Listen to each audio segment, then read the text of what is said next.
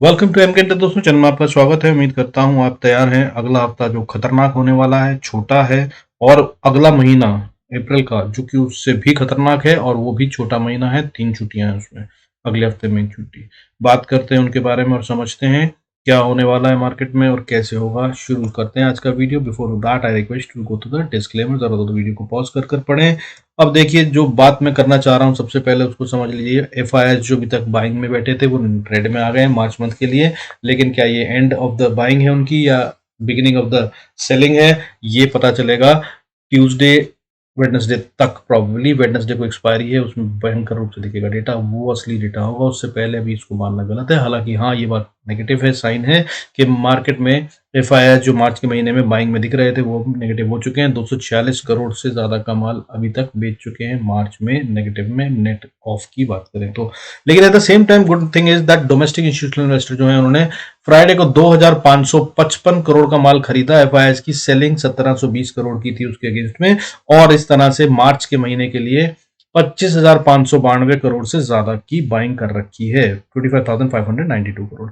हालांकि अगर हम बात करें सालों की तो अभी बराबर पे ही चल रहे हैं। उसके हिसाब से अगर आप देखें तो 2021-22 के अंदर में मार्केट में एफआईआई पिछले करीब 14 साल में जो पैसा आया था इंडिया में वो सारा माल बेच कर निकाल चुके हैं। That is 3,71,159 crore. और इतने ही लगभग का माल, इससे थोड़ा सा ज्यादा माल डोमेस्टिक इंस्टीट्यूशनल इन्वेस्टर खरीद चुके हैं, जिसकी वजह से मार्केट अभी तक नहीं गिरी। अदरवाइज मार्केट बहुत भयंकर रूप से नीचे होती। और अब आगे क्या होगा जब ये सेलिंग में हो गए हैं, तो हमें देखने की बात है। Be very careful.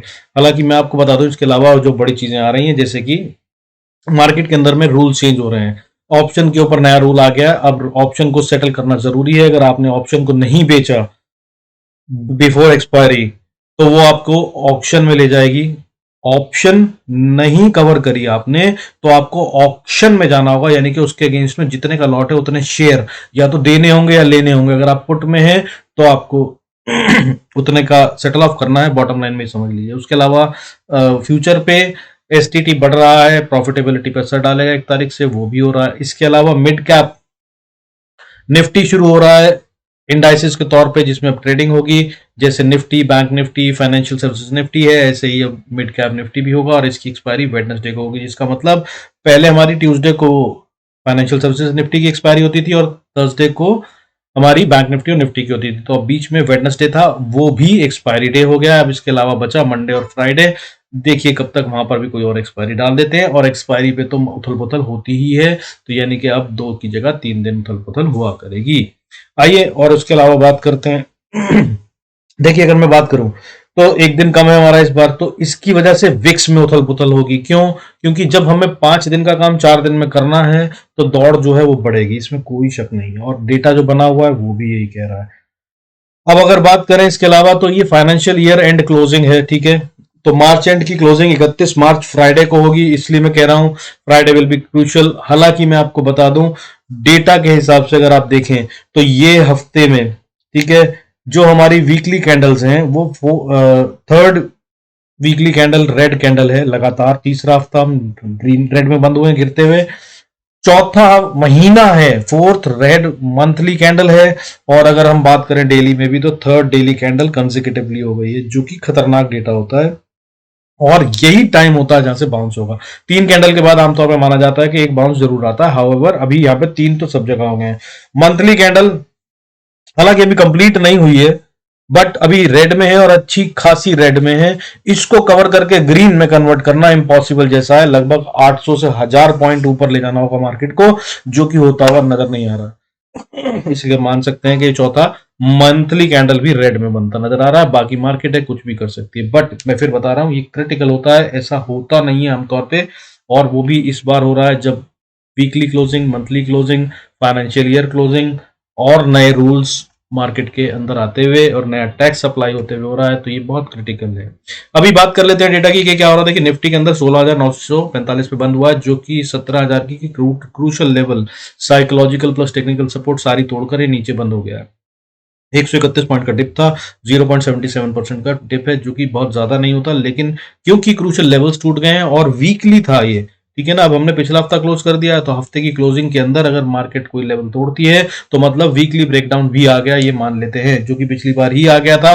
बट एक कैंडल पे हम बोलते हैं कि वो ब्रेकआउट ब्रेकडाउन है, इसमें कोई शक नहीं, ब्रेकआउट या ब्रेकडाउन। लेकिन अगर सेकंड कैंडल आ जाए तो उसे कंफर्मेशन मान लिया जाता है ऑफ द ट्रेंड, और वो कंटिन्यू होता ही होता है, ऐसा कहा जाता है, ऐसा टेक्निकल में। लेकिन मार्केट कोई किताब नहीं जानती, कोई रूल नहीं जानती, कुछ भी पलट सकती है, ये बात मैं जानता हूं और मानता हूं, अपने एक्सपीरियंस से कह रहा हूं। लेकिन हाँ, ऐसा होता नहीं है आमतौर पे, जो रूल्स में लिखा है या बुक्स में कहा गया है वो आमतौर पे होता ही है मार्केट में, और उसकी एक्यूरेसी 95-96% है इस बात की कि अगर सेकंड कंफर्मेशन कैंडल आ गई तो वो ट्रेंड नीचे की तरफ का जा रहा है, तो मार्केट अभी और नीचे जा सकती है। अगला लेवल क्या होगा बाइंग करने का, उसको ध्यान रखिए। मेरे हिसाब से अगर मार्केट अब नीचे जाती है तो पहला 16,000 और उसके बाद 15,200 है, उससे पहले बाइंग मत कीजिएगा और इंतजार कीजिएगा। लेकिन अगर इन्वेस्टर हैं तो शानदार तरीके से बैठे रहिए। अगर आपने अभी तक माल नहीं बेचा है तो बेचना समझदारी नहीं है, क्योंकि कौन से शेयर गिराकर निफ्टी और बैंक निफ्टी को नीचे गिराया जाएगा ये हम नहीं जानते हैं, और कौन से शेयर से बढ़त आती हुई नजर आएगी ये भी हम नहीं जानते हैं। तो हो सकता है आप ऐसे शेयर में बैठे हो जो गिरने नहीं वाला है, और हो सकता है आप ऐसे शेयर में बैठे हो जो कि अभी वापस रिवर्सल देकर मार्केट को सपोर्ट भी देने वाला होगा। ऐसे बहुत से शेयर हैं और ये खेल अब होने ही वाला है, याद रखिए इसको।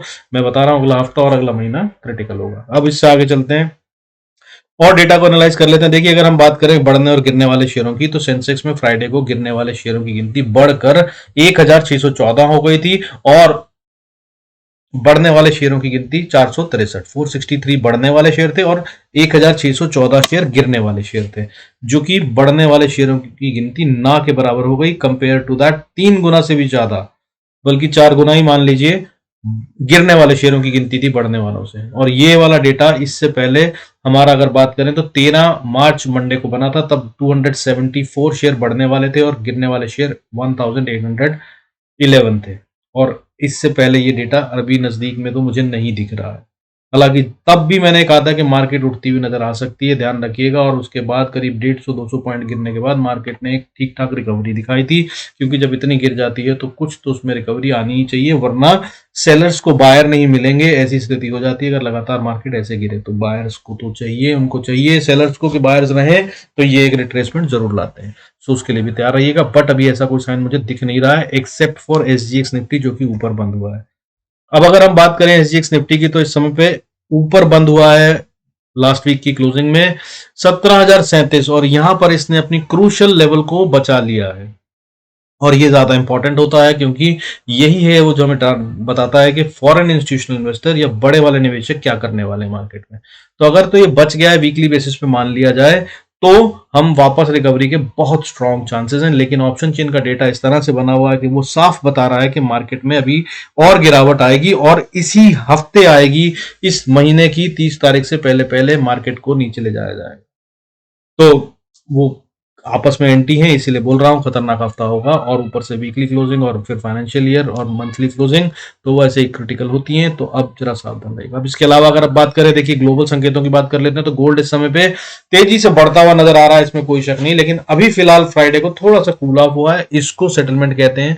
कंसोलिडेशन हो रही हो, ऐसा हो सकता है, ये और तेज बढ़ता हुआ नजर आ सकता है। अगर ये और तेज बढ़ता है तो ये भी एक साइन होगा कि मार्केट को नीचे गिराया जाएगा। फिलहाल 59,310 पे है, वहां पर ट्रेड कर रहा है। और मैंने जो आपको रेंज बताई थी उसके मुताबिक इसको 58,900 से वापस आ जाना चाहिए था, बट अब इसने डेली तो ऊपर क्लोज कर ही दिया है, साथ में वीकली भी क्लोज कर दिया है, तो हम इसको किसी भी तरह से नीचे नहीं मानेंगे, और हम मान के यही चलेंगे कि इसने ब्रेकआउट दे दिया है और ये और ऊपर जाता हुआ नजर आएगा। हालांकि 58,900 को आप सपोर्ट मानकर रखें अगर आप इस बाइंग में बैठते हैं। इसके नीचे अगर ये आता है तो आप इसके अंदर से निकल जाएं बाइंग में से, अदरवाइज ये और बढ़ता हुआ नजर आ सकता है।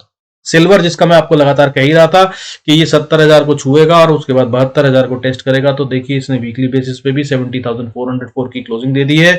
और अब ये नीचे अगर बात करूं तो हो सकता है कि एक बार रीटेस्ट करने जाए 68,000 को, लेकिन ये बहुत जल्दी 72,000 को ऊपर में टेस्ट करता हुआ नजर आएगा। और अगर कहीं इसने 72,000 को तोड़ दिया तो ये बहुत तेजी से ऊपर निकलता हुआ नजर आएगा। सावधान रहिएगा और उस ढंग से इसमें ट्रेड बनाइएगा। अगर आप करना चाहते हैं तो कर सकते हैं, बहुत अच्छा प्रॉफिट हो सकता है। लेकिन एट द सेम टाइम याद रखिएगा, जितना बड़ा मूवमेंट मैं बता रहा हूं और होने वाला है जो, वही लॉस का कारण भी हो सकता है अगर आप रॉन्ग साइड पे बैठे। सो बी वेरी केयरफुल, ध्यान से ट्रेड कीजिएगा। इसके अलावा क्रूड जो है वो फिर से कूल ऑफ होता हुआ नजर आ रहा है। हालांकि अगर अभी बात करूं तो 5,700 30 पे ट्रेड कर रहा है, क्लोज हुआ है, जो कि अपनी पिछली लेवल से नीचे है। और अब ये 5950 के नीचे जब तक है तब तक ये वापस और नीचे जाता हुआ नजर आ सकता है। ये अभी फिलहाल ऊपर नहीं जाता हुआ नजर आएगा, लेकिन अगर इसने भी 5950 के ऊपर क्लोजिंग डेली बेसिस पे दे दी तो ये फिर ऊपर की दौड़ में आ जाएगा और फिर इसका अगला लेवल जो होगा वो 6480 तक जाता हुआ ये देख सकता है। सो इसमें भी सावधानी से ट्रेड कीजिएगा, और नहीं तो ये यहीं से वापस पलटेगा और 100 रुपए और 150 रुपए ऊपर ज्यादा और जा सकता है, वहां से इसको पलट जाना चाहिए। नहीं पलटा तो फिर ये आगे जा रहा है 6500 पे। खास तौर पे क्लोजिंग पे नजर रखिएगा, क्लोजिंग बेसिस पे टेस्ट होती है अगर कोई ब्रेकआउट या ब्रेकडाउन होता है तो इसका क्लोजिंग बेसिस पे 5950 के पार नहीं जाना चाहिए, यानी कि यहाँ से लगभग 220 रुपए ऊपर अगर ये क्लोजिंग देता है तो फिर ये मान सकते हैं कि जो पिछला ब्रेकडाउन दिखाया इसने वो ब्रेकडाउन फॉल्स था, अदरवाइज ये और नीचे जाएगा। अब अगर बात करें एसजीएक्स निफ्टी, तो मैं कर चुका हूं, तो यूएस डॉलर जो सबसे क्रिटिकल वाला है उसकी, तो यूएस डॉलर इस समय जो है वो 82.42 पे ट्रेड कर रहा है, और मैंने बता रखा है कई हफ्तों से ये लेवल चल रहा है और ये ना तो ब्रीच हो रहा है नीचे की तरफ ना ऊपर की तरफ। हालांकि जो मैं रेंज में क्रिटिकल नंबर बताता हूं ये उसको बार बार टेस्ट करता है। तो अब इस बार क्रिटिकल नंबर क्या है नोट कर लीजिए, 82.30। 82.30 के नीचे अगर ये ट्रेड करता है तो बॉस ये मार्केट को सपोर्ट देना शुरू कर देगा, तब स्टॉक मार्केट ऊपर तेजी से बढ़ती हुई नजर आ सकती है। हाउएवर अगर ऊपर में 83.36 पे नहीं रुकाई और पार कर गया तो ये मार्केट को भयंकर डेंट देगा और तब हम 15,200 तक जाते हुए नजर आ सकते हैं, उस पर भी नजर रखिएगा। हालांकि 83 एक क्रिटिकल लेवल है, मुझे ये लगता है कि ये 83 से वापस रिवर्सल लेगा अगर ये ऊपर जाने की कोशिश करे, और अगर इसको ऊपर नहीं जाना तो इसको 83 से ही नीचे घूम जाना चाहिए। तो उस लेवल पे नजर रखिएगा, और अगर आप ट्रेड करते हैं तो उसके अकॉर्डिंगली करने की कोशिश कीजिएगा। अब अगर फ्राइडे के सेक्टरों की बात करें तो उनकी बात करूं, बहुत ज्यादा कुछ है नहीं। देखिए सेक्टर इस समय इंपॉर्टेंट नहीं रह गए क्योंकि मार्केट ओवरऑल में घूम रही है और ग्लोबल संकेतों से चल रही है, और फाइनेंशियल ईयर क्लोजिंग है और लड़ाई बिटवीन फाइनेंशियल इंस्टीट्यूशंस है, विदेशी और देशी, तो अब इनकी बात नहीं है। बट फिर भी फ्राइडे को एफएमसीजी, फार्मा, ऑटो, मेटल बढ़ने वाले सेक्टर थे जिनमें हरियाली थी। हालांकि फार्मा नकली सेक्टर है, मैं बार बार बता रहा हूं, इसके अंदर में इन्वेस्ट मत कीजिएगा, लेकिन मेटल, ऑटो, एफएमसीजी अच्छे सेक्टर हैं, इनमें बाइंग हो सकती है। एफएमसीजी तो वैसे भी एवरग्रीन है, चाहे वॉर हो, चाहे बीमारी हो, चाहे कोई भी स्थिति हो, इसमें बहुत ज्यादा गिरावट कभी आनी नहीं चाहिए। तो ये बार बार जब गिरे तो वापस रिकवरी लेके ही आता है, तो इस पर आप कभी भी इन्वेस्ट कर सकते हैं। धीरे धीरे करिएगा, बार बार बता रहा हूं, कई वीडियोस में बता चुका हूं। इस तरह से बाइंग करिएगा कि 15,200 तक भी आपके पास बाइंग की कैपेसिटी बची रहे और आप पैसे लेकर एवरेज कर सकें। तो अभी 10 रुपए का खरीदें, और नीचे गिरे 16,000 के नीचे तो 20 रुपए का खरीदें, और इस तरह से 50 रुपए का खरीदें, और इस तरह से रखें पैसा कि जब 15,200 पे आए तो अगर अभी आप 10 रुपए का खरीद रहे हैं तो वहां पे आपके पास 100 रुपए और होने चाहिए एवरेज करने के लिए, तब आप असली में प्रॉफिट में आएंगे बढ़िया वाले जल्दी से। और तब जो प्रॉफिट आएगा आपको, आई गारंटी यू दैट, अगर, और ये गेम जो है मैं पूरे 1 साल का बता रहा हूँ, 6 महीने से साल का, तब आपको जो प्रॉफिट आएगा ना, मैं आपको गारंटी से बता रहा हूं कि आप किसी भी लेवल पे कितना भी रुक कर बेच देंगे तो उतना प्रॉफिट नहीं ले पाएंगे जितना आप ले सकते हैं, क्योंकि उससे पहले आपको डर लगने लगेगा और आपकी हालत खराब होगी कि आप इतना, अब तो बाहर निकल जाता हूं, अब और कितना बढ़ेगा, ऐसा प्रॉफिट होगा अगर आपने इस ढंग से बाइंग करी तो प्लान कर धीरे धीरे बाइंग करिए। ये अच्छा टाइम है पोर्टफोलियो बनाने के लिए, इन्वेस्टर्स के लिए बोल रहा हूं जिनको लॉन्ग टर्म होराइजन देखना है, कम से कम 6 महीने से 1 साल, और अगर कहीं आपने 3 से 5 साल होल्ड कर लिया कुछ शेयरों को अच्छे वाले खरीद कर तो बहुत बढ़िया जाएंगे। और अच्छे शेयरों में आप Reliance, HDFC Bank, ICICI Bank और Infosys, Tech Mahindra, Hero Motors, Bajaj Auto, Bajaj Finserv, ये सारे शेयर अच्छे वाले शेयर माने जाते हैं, बहुत अच्छे शेयर हैं, इनको हर डिप पे खरीदने की कोशिश करेंगे अगर आप पोर्टफोलियो बनाएंगे तो, और होल्ड कर लेंगे अगर 3 महीने, 6 महीने, साल भर, तो बहुत अच्छा प्रॉफिट मिलेगा, आई गारंटी यू दैट। और अगर इसके अलावा बात करें तो और भी शेयर्स हैं जो मैं देता रहता हूं टाइम टाइम पर, उनको देख सकते हैं आप। फिलहाल आगे चलते हैं और अब बात करते हैं क्रिटिकल लेवल्स की। तो अब आप नोट कर लीजिए, बैंक निफ्टी का क्रिटिकल लेवल 40,000 ऊपर में है, अगर ये अब इसको पार करेगा तो हम मानेंगे कि ये ऊपर जाने की कोशिश कर रहा है, अदरवाइज ये अब 40,000 को नहीं छूने वाला बैंक निफ्टी और नीचे जाता नजर आएगा। तो ये क्रिटिकल लेवल है, अगले हफ्ते के लिए इसे ध्यान रखिएगा। हालांकि इससे पहले एक छोटा लेवल है, वो है 39,500, इसको भी अगर ये नहीं छू पाया तो बॉस फिर मार्केट बड़े ढंग से नीचे जा रहा है बैंक निफ्टी, और बहुत अच्छी गिरावट अगले 1,500, 2,000, 2,500 पॉइंट तक की गिरावट देता नजर आ सकता है अगले हफ्ते में या उसके आगे। Be ready for that. अब अगर हम बात करें critical level for the Nifty, तो निफ्टी 50 की अगर हम बात करें तो अब 16,980, बहुत छोटा सा गैप है वहां तक का, अगर ये इसके ऊपर खुलता है, जो कि दिख रहा है अभी से एसजीएक्स निफ्टी की डेटा के हिसाब से, लेकिन ये मार्केट सुबेरे खुल जाती है हमारे खुलने से बहुत पहले, करीब 3 घंटे पहले, तो हो सकता है हमारी मार्केट खुलने से पहले पहले तक ये सारी बढ़त गायब हो जाए। अगर ऐसा नहीं होता और मार्केट ऊपर खुलती है तो भी, और अदरवाइज भी 16,980 क्रिटिकल लेवल है, इसलिए बता रहा हूं, नोट कर लीजिए। अभी 16,945 के पास बैठे हैं हम, 16,980 के ऊपर अगर मार्केट ट्रेड करती है तो ये 17,230 तक जाने की कोशिश कर सकती है, हालांकि वहां से फिर गिर सकती है। सो अब क्रिटिकल लेवल 16,980 और 17,230 है, इनको ध्यान में रखिएगा। अदरवाइज मार्केट नीचे ही जा रही है और अच्छी नीचे जा रही है, मैं आपको इस बात के बारे में बताना चाहता हूं। सो बी वेरी केयरफुल, इस ढंग से अपने ट्रेड्स प्लान कीजिएगा। और बाकी ट्रैपिंग बहुत तेज होगी, वॉलेटिलिटी बढ़ेगी, विक्स बढ़ रहा है, अभी 15.24 पे है, अगर कहीं ये 18-20 पे बढ़ गया तो बहुत तेजी से खतरनाक हो जाएगा, और फिर उसके बाद रिटेल की वाट लगेगी। रिटेल की तो खैर अभी भी लगती है, आगे भी लगेगी, तब ऐसे वीडियोस और लेवल्स नोट कर कर भी आप शायद पैसा नहीं कमा पाएंगे। इस तरह का गेम हो जाएगा। 5% से ज्यादा बढ़ता हुआ नजर आया था फ्राइडे को, अगर ऐसे ही 5-10% और बढ़ता है तो ये बहुत जल्दी अगले 3-4 दिन में 20 को पार कर जाएगा, और 20 को पार करने के बाद फिर ऑप्शंस भी महंगी हो जाएंगी और उनमें लॉस और प्रॉफिट भी बहुत बढ़ जाएगा। आइए अब लेवल्स की बात कर लेते हैं पूरे हफ्ते के लिए, कौन कौन से इंपॉर्टेंट और क्रिटिकल लेवल्स हैं चार्ट्स पे चल के। Before we go there, I request to go through the disclaimer as per SEBI norms. जरूरत हो तो वीडियो को पॉज कर कर पढ़ें। देखिए अब निफ्टी 50 की बात करूं, मैं कुछ चीजें बताना चाह रहा था। देखिए अब जैसे अगर बात करूं तो इसको बॉलिंजर बैंड कहते हैं, जो मैंने लगा रखा है। बॉलिंजर बैंड में इसे ब्लास्ट कहते हैं। डेली चार्ट पे फिलहाल अभी सेटल होता हुआ नजर आ रहा है, बट 45 डिग्री का एंगल जो होता है वो बहुत क्रिटिकल माना जाता है। उस एंगल पे ये डाउन जाते हुए रुका है, यानी कि ये भी और नीचे जाएगा। और अगर अब वीकली चार्ट की बात करूं तो वीकली चार्ट पे अगर आप देखेंगे तो ये बैंड को ब्लास्ट करते हुए सेकेंड कैंडल कंफर्मेशन दे चुका है, उसको भी आप देख लीजिए, जिससे आपको ये समझ में आ जाएगा कि ये कंफर्मेशन है। अब ये नीचे गया, इसको बैंड ब्लास्ट बोलते हैं। इसको बैंड ब्लास्ट का मतलब ये होता है कि इसने नई रेंज बनानी शुरू कर दी है। इसको देख लीजिए, बैंड को देख पा रहे हैं अगर आप तो समझने की कोशिश कीजिए।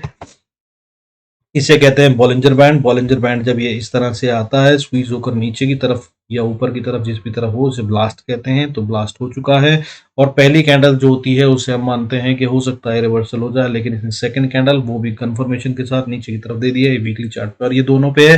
बैंक निफ्टी पे भी ऐसा ही है, मैं दिखाऊंगा नहीं वरना वीडियो लंबा हो जाता है। आप देख सकते हैं अपने पास लगा के, बॉलिंजर बैंड कहते हैं इसको, वो लगा सकते हैं आप कहीं भी आप जाएंगे स्टडीज के अंदर या टूल्स के अंदर में, आपको ये मिल जाएगा। अब अगर इसके अलावा बात करें तो डेली चार्ट पे मैं बाकी की बातें कर देता हूं। देखिए जो हमारे लेवल्स है क्रिटिकल, अब सीधा उसी की बात करूंगा, उनको आप समझ लीजिए। हालांकि मैं चार्ट्स के बारे में आपको फिर बता दूं, अगर मैं बात करूं तो मुझे डेली चार्ट पे ये एक इनवर्स फ्लैग भी बनता हुआ नजर आ रहा है, जिसका मतलब ये होता है कि ये और बड़ी गिरावट करेगा। इनवर्स फ्लैग जो होता है, फ्लैग पैटर्न अगर आपको पता है तो ये उसका उल्टा होता है, इनवर्स फ्लैग बोलते हैं इसको।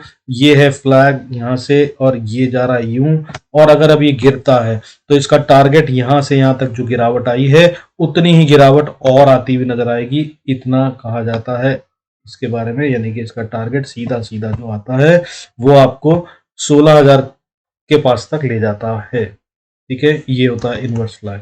और अगर हम इसके अलावा बात करें तो मैकेट आप देख सकते हैं, एमएसीडी डाइवर्जेंस देख सकते हैं आप एमएसीडी पे और आरएसआई और स्टॉकिस्टिक आरएसआई पे, और आपको तीनों में पता चलेगा कि मार्केट नीचे जाने की तैयारी कर रही है। ठीक है, हालांकि एक बात बता दूं, स्टॉकिस्टिक आरएसआई पे अगर आप चाहेंगे तो ये वहां पर ये बता रहा है कि बॉटम के हम बहुत नजदीक हैं, कभी भी बाउंस आ सकता है। ठीक है, और मैंने इससे भी ज्यादा कई सारे एनालिसिस करे, अगर मैं सारे शेयर करने लगूंगा तो आपको मैं बता दूं कि बड़ा मुश्किल होगा। इससे पहले मैंने मंथली पे 4 बार कैंडल कब बनी है तो मैं आपको बता दूं, 2008 से अब तक करीब 6 टाइम ऐसे आए हैं जब 4 कैंडल मंथली की बात आई है, और उन 4 में से 3 बार मार्केट ने 2016, 2008 और 2021 के आसपास हुआ था, हर बार मार्केट ने वापस बाउंस बैक करा है। सिर्फ एक 1995 में हुआ था जब मार्केट ने वापस बाउंस बैक नहीं करा था, और जब बाउंस बैक है वो पिछले हाई को भी तोड़कर उससे भी कहीं ऊपर गए थे अगले 6 महीने में। ऐसा रिवर्सल आता है जब लगातार 4 कैंडल मंथली में बनती है। और बहुत सारे हैं, मैं सारी चीजें बताता रहूंगा तो बहुत लंबा हो जाएगा वीडियो, बट मैं आपको बता रहा हूं कि जो मैं कह रहा हूं उसको अगर आप गौर से सुनकर समझकर अगर आप इस्तेमाल करेंगे तो मार्केट में क्या करना है वो आपकी समझ में आएगा। हालांकि आपको फिर बता दूं, मैं भी इसमें कोई शर्म नहीं समझता कि अभी क्लियरली मुझे भी नहीं पता। हर रोज मैं वीडियो में साफ साफ बोलता हूं कि वो ऊपर जाऊंगा या नीचे, लेकिन आज अभी भी मैं भी क्लियर नहीं हूं कि मार्केट कहां जाना चाहती है। और मंडे की ओपनिंग और फ्राइडे की क्लोजिंग जो है मैं उसका इंतजार करना चाहूंगा, टू बी वेरी क्लियर। और उसके अलावा उससे पहले मैं अभी तक 4 दिन स्ट्रैटेजी में यही है कि मैं स्कैल्पिंग करूंगा, सुबह में कुछ उठाऊंगा, शाम से पहले उसको बेच दूंगा, और उससे भी छोटे टाइम फ्रेम पे अगर मैं कुछ कर पाऊंगा तो छोटी छोटी ऑप्शंस को बेचकर उनमें पैसा कमाने की कोशिश करूंगा, हालांकि वो अगर वॉलेटिलिटी इंडेक्स शांत रहा तो। अब अगर बात करूं लेवल्स की, सीधा लेवल्स नोट कर लीजिए, वीडियो बहुत लंबा हो गया है, और लंबा ना करते हुए, आपको बोर ना करते हुए, let me give you the levels. Paper pen ले लीजिए और नोट कर लीजिए। देखिए, अगर निफ्टी को ऊपर जाना है तो सबसे पहले मैंने जैसे बताया छोटी सी रेजिस्टेंस है, हालांकि ये टूट सकती है 16,960।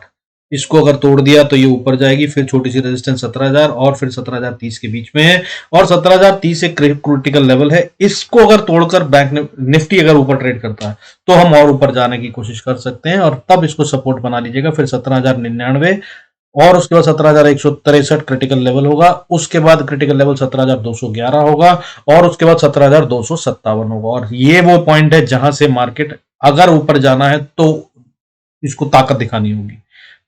यहां पर से अगर पार जाती है 17,250 60 70 के ऊपर, तो फिर आप ट्रेड कर सकते हैं। तब ये यहां से और सीधा ऊपर, सीधा 17,400 430 तक जाती हुई नजर आ सकती है, और उसके बाद जो असली सीरियस रेजिस्टेंस फेस करेगी वो 17,525 होगा, और उसके बाद अगर ऊपर जाती है तो फिर 17,714 भी क्रिटिकल रेजिस्टेंस है। हालांकि सबसे मजबूत रेजिस्टेंस जो आएगी वो फिर 17,770-80 पे आती है। ये लेवल को मार्केट बहुत मजबूती से पकड़कर बैठी है, इसको छोड़ेगी नहीं अभी ऐसा लग रहा है, लेकिन अगर छूट जाती है, फाइनेंशियल ईयर मंथली वीकली सब क्लोजिंग होते हुए क्रिटिकल होता है, तो इसके ऊपर जो लेवल आता है वो 17,925 से लेकर 18,050 का एरिया आता है, जिस पे जाकर मार्केट फंसेगी। और उसके ऊपर जब आ जाए तो बिंदास बाय करना शुरू कर दीजिएगा, फिर मार्केट दौड़ती हुई नजर आ सकती है अगर वहां से रिवर्सल नहीं लिया तो। खासतौर क्लोजिंग बेसिस पे बात कर रहा हूं, नोट कर लीजिएगा। और अगर फ्राइडे की बात करें, हमारा जो मंथली क्लोजिंग होने वाला है, तो 16,750 को अगर मार्केट ने नहीं डिफेंड करा तो बॉस मार्केट नीचे जा रही है, और अच्छे से नीचे जा रही है, मैं बता दूं आपको। इस बात को नोट करके रखिएगा। और अगर मंडे की बात करें तो मंडे की क्लोजिंग को अगर आपको देखना है तो बॉस हमारे को 17,000 रिटेन कर कर ही क्लोज करना चाहिए, उसको छोड़कर नीचे बंद नहीं होना चाहिए। हालांकि नीचे में 16,950 भी आप दिल रखने के लिए अपना लेवल मान सकते हैं। अब अगर इसके अलावा बात करूं नीचे की, अगर निफ्टी को नीचे जाना है तो लेवल्स होंगे। सबसे पहला लेवल जिस पे सपोर्ट लेके बैठा है, जो कि बहुत ही क्रूशियल है, और तब तक आप उम्मीद जगाए रख सकते हैं कि अभी मार्केट जिंदा है, टाइगर जिंदा है, वापस आ सकता है, वो है 16,870। बट ये सिर्फ होप है, डोंट गेट स्टक और ट्रैप्ड इन दिस। ये मैं बाइंग की नहीं बता रहा हूं, बट फिर भी कि अभी भी शायद कहीं हम वापस रिवर्सल ले लें, ऐसी उम्मीद 18,850 60 तक है। इसको तोड़ने के बाद 16,789 है, इस पे भी शायद मार्केट रुक सकती है, लेकिन यहां पर रुकी और फिर दोबारा नीचे गिरी तो ये तेजी से गिरेगी। हालांकि अगला सपोर्ट बहुत ही नजदीक है, ये एरिया मानिए, इसे लेवल ना मानिए। 16,790 से 16,730-40 का एरिया, यहां पर मार्केट या तो कंसोलिडेट करेगी बाउंस बैक के लिए, या फिर डिस्ट्रीब्यूशन होगा और नीचे गिरने के लिए, ध्यान रखिएगा। और अगर इसको तोड़ दिया तो फिर 16,500, 16,426, 16,200 और 215-20, और उसके बाद 16,150, और उसके बाद 16,040, और फिर उसके बाद 15,850 तक मार्केट अगले हफ्ते ही जाती हुई नजर आ सकती है, ध्यान रखिएगा। हालांकि इसको तोड़ दिया तो फिर मत पूछिएगा कहां तक जाएगी, क्योंकि मैंने जो लेवल्स निकाल रखे हैं उसके मुताबिक मैं 15,188 तक के लेवल देख रहा हूं, और ये मैं हर वीडियो में बता रहा हूं, ध्यान रखिएगा। वो भी आने की तैयारी हो सकती है, बाकी मंडे को पता चल ही जाएगा। वीडियो देखना मत भूलिएगा, वहां पे जाने की कोशिश करूंगा जहां पे आपको समझ में आ सके।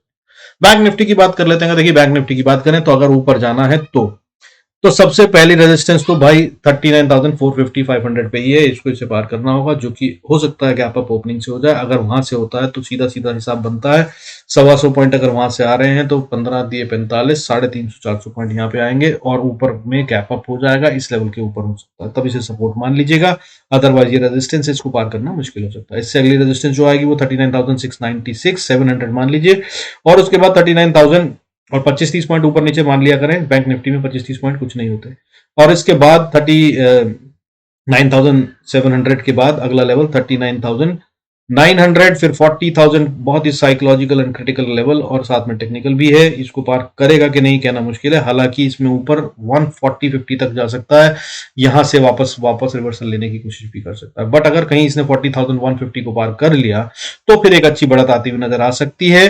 तो फिर अगला लेवल जो होगा वो करीब करीब 40,350, और फिर उसके बाद 40,514, और उसके बाद 40,715, 40,865, फिर उसके बाद 41,000 psychological critical technical important area. इस पर टाइम बिताएगी मार्केट, और जितना टाइम बिताए उतना अच्छा है। अगर टाइम बिताकर इसके पार गई तो बहुत अच्छे से ऊपर जाएगी। लेकिन लेवल्स की बात अगर हम करें तो इससे अगला लेवल जो है वो छोटी सी रेजिस्टेंस 41,265 होगी, और उसके बाद 41,700 तक ही मजबूती से जाता हुआ नजर आ सकता है अगर ऊपर गया तो। और उसके बाद 42,000, 42,637, 43,000 बहुत क्रिटिकल लेवल है, इसको पार करने में से बहुत जोर लगेगा। और अगर इसको पार कर लिया तो फिर आगे 43,500 60-70 का एरिया है, इसको पार नहीं कर पाएगा बैंक निफ्टी अगले हफ्ते पूरे की बात कर रहा हूं। और अगर कर लिया तो फिर मजे से 44,000 का इंतजार कीजिएगा, और 44,000 पे कैसे रिएक्ट करता है वो इंपॉर्टेंट होगा। उसके लिए मैं भी कुछ कहना नहीं चाहूंगा, जो अगले वीडियो में बताऊंगा जब आएगा तब, क्योंकि यहाँ से मार्केट अगर तेज चली तो 50,000 के लेवल भी आ सकते हैं। कब आएंगे कितने आएंगे वो बहुत ही क्रिटिकल लेवल होगा, और नहीं तो यहाँ से रिवर्सल छोटे छोटे आएंगे या बड़े आएंगे, वो क्या प्राइस एक्शन बनता है उससे पता चलेगा। हालांकि नीचे की बात कर लेते हैं। अगर मैं बात करूं नीचे की तो देखिए, अगर बैंक निफ्टी को नीचे जाना है तो सबसे पहली सपोर्ट जो है उसको वो मजबूती से मिलती है 39,321 पे, और बॉलिंजर बैंड वाला फंडा यहाँ भी अप्लाई है। और मैं आपको बता दूं, मैंने बहुत सारे पैटर्न देखे हैं, उन सबकी अगर मैं बात करूं, इनवर्स फ्लैग भी यहाँ पे बन रहा है। और अगर आपको मैं बात करूं जो मैंने वहां निफ्टी में नहीं दिखाया उसकी बात कर लेते हैं, तो यही पैटर्न वहां पर भी बन रहा है निफ्टी में, और यहाँ पर भी। इसको एम पैटर्न कहते हैं, जिसकी इसने नेकलाइन तोड़ दी है, अगर आप इसको देख पा रहे हैं तो ये अभी यहाँ से नीचे जाने की तैयारी में है। और अगर ये गया नीचे तो ये बहुत तेजी से नीचे जा सकता है, क्योंकि इसने इस लेवल को तोड़ दिया है और अब ये वापस अपने लेवल को रीटेस्ट करने आया हुआ। अगर आप एम पैटर्न समझ गए हैं तो आप देख लीजिए जो मैं कह रहा हूं, बड़ा मोटी लाइन से बनाने की कोशिश करता हूं, आप देख पाओ। ये देखिए, इसको एम पैटर्न कहते हैं, और ये एम पैटर्न की बॉटम नेकलाइन जिसे कहते हैं, सेकंड लेग, उसको तोड़कर नीचे की तरफ बैठा हुआ है, क्लोजिंग दे चुका है, जिसका मतलब यह है कि नीचे जाने को तैयार। तो लेवल्स की बात कर रहा था मैं, लेवल्स नोट कर लीजिए, फिर से एक बार बता देता हूं। अगर बैंक निफ्टी नीचे की तरफ गया तो पहली सपोर्ट मजबूत वाली जो है वो 39,395 है, और उसके बाद अगर अगली सपोर्ट की बात करूं तो फिर 39,000 पे आती है। और अगर इसको तोड़ दिया तो 38,831, और फिर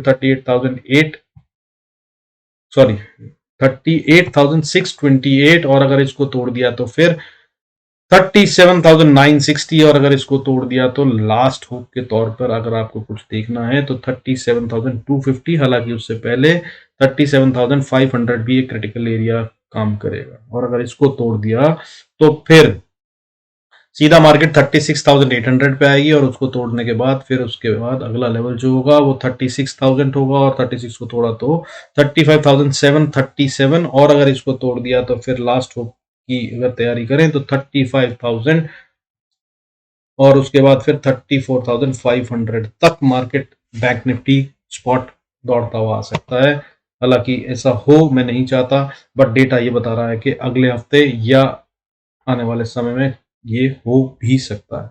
सो बी रेडी फॉर दिस, और अच्छे शेयरों के लिए टेलीग्राम पे आप ज्वाइन कर लीजिएगा, या ट्रेड अगर मार्केट कहाँ डायरेक्शन चेंज कर रही है। हालांकि मैंने बता दिया मैं बड़े ट्रेड नहीं लूंगा अगले हफ्ते, मैं स्कैल्पिंग में रहूंगा। कुछ शेयर खरीदूंगा या कोई ऑप्शन खरीदूंगा या फ्यूचर खरीदूंगा तो वो कोशिश करूंगा वहां शेयर करूं, नहीं तो वहां पर मैं डायरेक्शन तो डेफिनेटली शेयर करता हूं, कहाँ ट्रैप बन रहा है, मार्केट किस तरफ घूमने वाली है, कहाँ रेजिस्टेंस है, कहाँ सपोर्ट आ रही है, उन सब का आप इस्तेमाल कर सकते हैं और फायदा उठा सकते हैं, और उनसे ट्रेड करेंगे तो भी अच्छा पैसा बनता है। रोजाना जो लोग वहां पर हैं वो अच्छे से जानते हैं, मेरे कुछ खास नहीं, ज्यादा स्टूडेंट्स ही हैं वहां पर, और मैं इसको पब्लिसाइज नहीं करता किसी भी तरह से। आप अगर चाहें तो आकर ज्वाइन कर सकते हैं। फ्री फॉर ऑल है।